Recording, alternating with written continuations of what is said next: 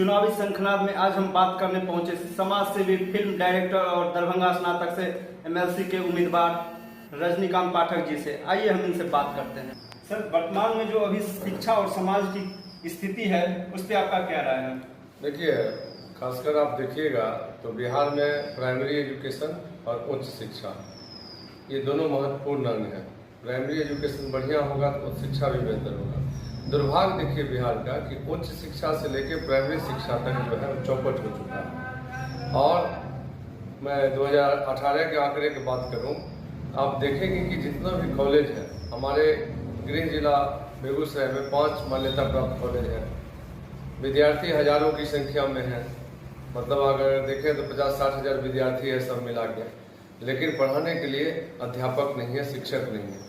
ये वही बात होगी कि हम विश्व गुरु बनने की बात करते हैं लेकिन कॉलेज में गुरु ही नहीं है। जब कॉलेज में गुरु नहीं है विश्व गुरु कैसे बनेंगे, ये बात हमको अभी तक नहीं समझ में आ रही है। और यही स्थिति दरभंगा का भी है, यही स्थिति मधुबनी का भी है और यही स्थिति समस्तीपुर की है। मैं समझता हूँ कि कम से कम शिक्षा के क्षेत्र में जो इतने व्यापक स्तर पर फेल्योर रहा है ये जनता के नज़र में है। पता नहीं सरकार का क्या एजेंडा है क्या नहीं। उच्च शिक्षा का जो एक होना चाहिए था, 5 साल में आपको क्या इंफ्रास्ट्रक्चर देना चाहिए, आपको पता होगा कि नैक की टीम आती है और कॉलेज की दुर्दशा देख के कमेंट करके चले जाती है। इसके बावजूद भी जो सरकार का थोड़ा सा भी ये नहीं होता है कि हम कैसे प्रयोगशाला दें, उसमें प्रॉपर जो है विषयवार पढ़ाई नहीं है। तो ये तो स्थिति है उच्च शिक्षा का। बिहार के जो मुखिया हैं सर, अभी शिक्षा को लेकर कितना एक्टिव हैं? नहीं, देखिए सवाल बिहार के मुखिया की नहीं है। सवाल ये है कि ये तो मूल्यांकन होगा ना कि 15 वर्ष में उच्च शिक्षा के लिए उन्होंने क्या किया। और मैं समझता हूँ कि पूरे देश में आप 2 चीज़ आप मान के चलिए।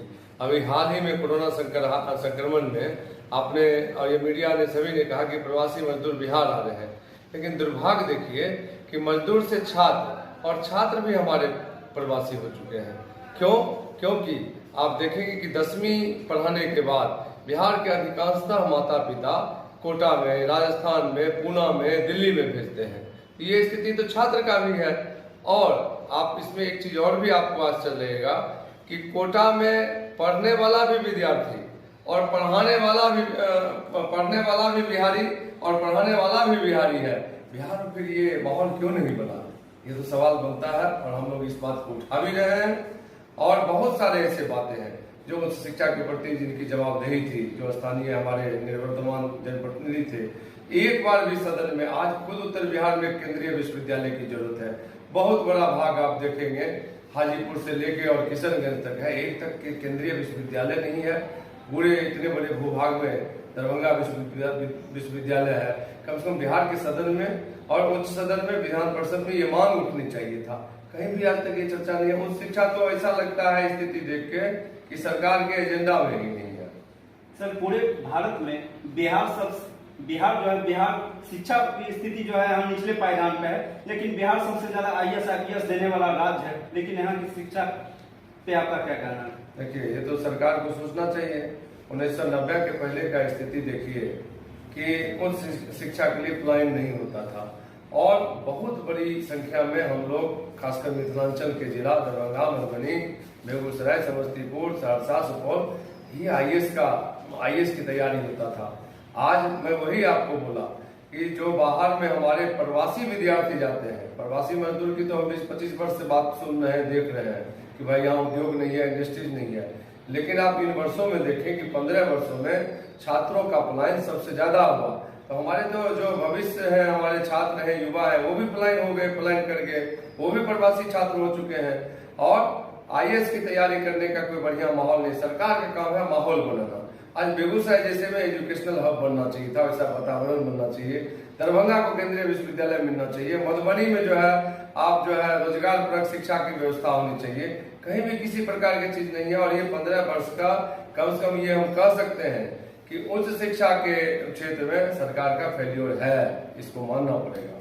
कोरोना काल से पहले से बिहार के जो शिक्षक थे वो लगातार हड़ताल पे थे, जिसके कारण उन्होंने अपने जान भी गंवा दी, लेकिन इस पे बिहार सरकार ने कुछ ध्यान नहीं दिया। देखिए, जो बिहार में समन्वयक रूप से और सारे संगठन एक होके जिस प्रकार आंदोलन किए और वो आंदोलन निष्कर्ष तक पहुंच रहा था, लेकिन बीच में कोरोना संकट आया, कहीं न कहीं कोरोना संकट जो है आंदोलन को कमजोर किया। लेकिन इसके बावजूद भी शिक्षकों का जो मांग है, समान काम समान वेतन, राजकर्मी का दर्जा, ये सारे मांग जो है उनके वाजिब मांग है। इस पर सरकार को ध्यान देना चाहिए था। अभी तो बहुत सारी बातें आ रही है। सरकार ने कहा कि आंदोलन समाप्त कीजिए और हम उसकी अवधि को भी मानेंगे, लेकिन आपको एक आश्चर्य होगा कि जो भी सरकारी छुट्टी है या बाकी जो छुट्टी है उसको भी वर्किंग में सरकार ने माना है। तो शिक्षक की जो समस्या थी वो समस्या कोरोना के कारण सरकार को क्षण भर के लिए आराम मिला, लेकिन शिक्षक में अभी भी आक्रोश है शिक्षक के प्रति। और जब शिक्षक ही भूखा रहेगा तो क्या छात्र को पढ़ाया जाएगा।